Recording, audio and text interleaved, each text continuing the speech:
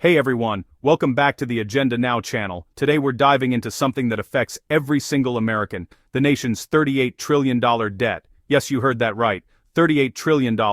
Representative Rich McCormick of Georgia, a veteran and emergency medicine physician, has highlighted just how urgent this problem is, and he's proposed a bold solution that could finally change the way Washington handles our money. But before we get started, make sure to hit that subscribe button and turn on notifications so you don't miss any updates on major policy changes and solutions that impact you directly. So here's the situation. Every member of Congress knows about the $38 trillion debt, yet little gets done. Programs like Social Security, Medicare, and Medicaid are constantly talked about but rarely fixed, because anyone who tries to make changes faces massive political backlash. Representative Rich McCormick points out that this delay isn't due to ignorance, it's due to politics. He warns that unless real reform happens, the United States will continue piling up debt with no long-term solution in sight. The federal budget process is broken. Right now, agencies are actually punished for saving money. If they don't spend their full budget, next year they could get less money. Think about that. You're encouraged to spend unnecessarily just to avoid a smaller budget next year. Representative McCormick, drawing from his experience as a military logistics officer, explains that unspent funds lead to smaller future budgets. This creates a system that rewards waste instead of efficiency. Here's Representative McCormick's solution, the Incentivized Savings Act. This is honestly a game changer. Agencies that save money aren't punished, they're actually rewarded. Here's how it works. 49% of unspent funds roll into the agency's next year budget. Another 49% goes to pay down debt and the deficit. And then, an additional 2% of those savings funds employee retention bonuses, up to 10% of salary. So, that's 3 incentives to do the right thing, instead of the usual 2 sticks for doing the wrong thing. It's practical, it's efficient, and it gives self-determination to the departments themselves. If this sounds like the kind of solution you want to see in government, make sure to smash that subscribe button so you stay up to date with progress on this bill. This isn't just about numbers on a spreadsheet. Representative McCormick emphasizes that this is about accountability, efficiency, and fixing the system so it works for the American people, not just for political points. By fixing incentives, we can fix behavior. It's really that simple. This isn't a partisan idea. Republicans and Democrats alike could support it because it empowers agencies without punishing anyone unfairly. So, there you have it. A practical, bipartisan solution from Representative Rich McCormick to reduce waste, pay down debt, and empower federal agencies to manage money responsibly. The Incentivized Savings Act could totally redefine government spending, and it all starts with proper incentives. If you want to see real change, hit that subscribe button, share this video, and let's spread the word about solutions that actually work. The power to reform how money is spent in Washington might just be closer than you think. Thanks for watching, and I'll see you in the next video. All right, I'd like to now recognize Representative Rich McCormick, gentleman from Georgia. Dr. McCormick is a veteran and emergency medicine physician and a proud member of the House Armed Services, Foreign Affairs, and Science, Space, and Technology Committee. So thank you for being here. Thank you, gentlemen. It's interesting to hear person after person come up here and talk about the debt. We all know we have $38 trillion in debt. We all know that's a problem. Choir, preacher, that's kind of how you have a lineup of preachers today talking about different ideas.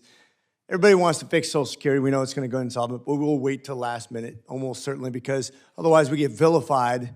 Whoever's in charge and tries to fix this will be vilified as trying to cut off.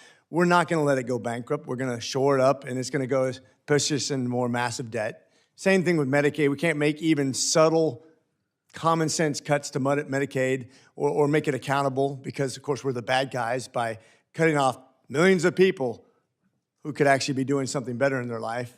But we're vilified for that. Same thing with Medicare. We despite our best efforts, all of our considerations to do the right thing have always been thwarted by people who want to buy votes with other people's money. But I have a great idea that I think can be bipartisan, and that's common sense, where people have control of their own destiny, even inside of the federal bureaucracy, which I think everybody can get behind. I think everybody here is a potential co-sponsor. And this is the Incentivized Savings Act. This is something that was a brainchild of 30 years ago when I was in the military as a logistics officer for my squadron. I got to the end of my fiscal year, and just like everybody else, I save about 10% of my budget for emergency funding. And then at the end of the year, if I don't spend that, I'm penalized. Every bureaucracy in America right now, if you don't spend your budget, what happens? You lose that money. It goes, somebody else spends it anyways. And then next year, you're probably going to get a smaller budget because you obviously didn't need your budget. So everybody's trained. Every federal bureaucracy in America is trained to spend every dollar they have so they don't reduce their budget the next year. How ludicrous is that? Any business who did that, that CFO would be fired. That business would go bankrupt. And yet that's our standard of government spending. The incentivized saving act turns that on its head. When I brought it up to the speaker, his first reaction was, that sounds too good to be true. His next reaction was, why haven't we done this before? Then his next reaction was, go run that by Cole and the Cardinals and see if it's even doable. When they said yes, I knew we were onto something. I brought up with Mr. Arrington, I know you're a true fiscal conservative. I know both of you. And by the way, these are all my friends here in this room. And this is something where you get to self-govern, where you have a government agency, when you get to the end of the fiscal year and you say, gosh, I have money left over, instead of being incentivized through a stick, being punished for not spending your money, you actually get rewarded. It's simply put, 49% of the money that you don't spend goes to next year's budget. You actually get a bigger budget. You're rewarded by getting a bigger budget next year. 49% goes back to debt and deficit. But nobody can criticize you because you're in charge of your own department. If you don't want to do that, you don't have to. I'm not going to punish you, but I'm going to incentivize you to do it, to save the American public some money and also increase your budget next year so you can get that line item you couldn't afford this year.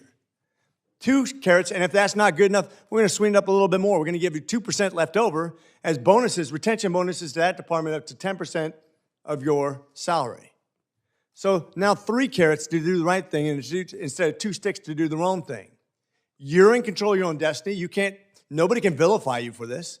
It's a built-in Doge inside each department. Instead of having Doge come and say, I'm going to cut your department, and I'm going to tell you how, you get to determine what's most efficient for your department and what's efficient for the next year's budget without penalization.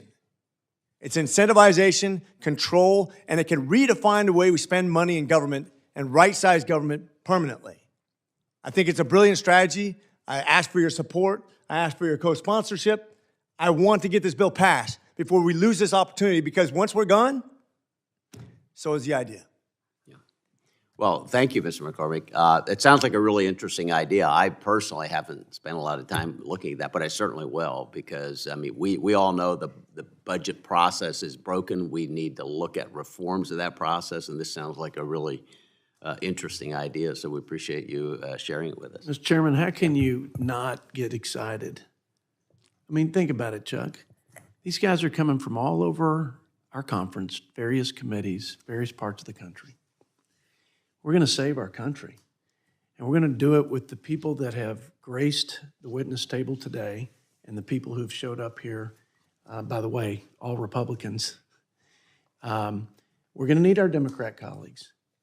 The budget process is just a set of incentives.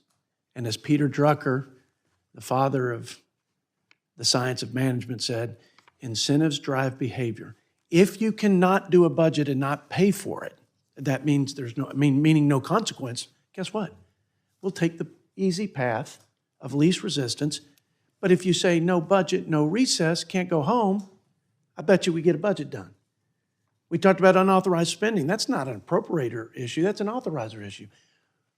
What if you started losing authorization resources for your programs if you didn't authorize before they funded it?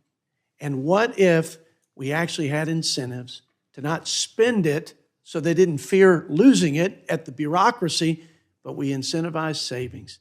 Man, just getting incentives right, I think, would right the ship, clean this place up, and set us on the right track. Thank you so much, Dr. McCormick, for your leadership. And thank you for your service and your fiscal conservatism. And I will say this, too. I'll end with Elon quote. The first time I ever met him, he was asked, what's your next big idea? He said, I got a million ideas. I can't go to bed at night because I have so many ideas. But the question is not what my next big idea is, but what can I actually execute? What can I finish? This is something that we can finish. This is not a partisan issue. And this is not pushing grandma off the cliff. This is self-determination, and it's something hard to vilify. We can pass this bill. Yeah. Great. Great. Good work. Thank you for being here.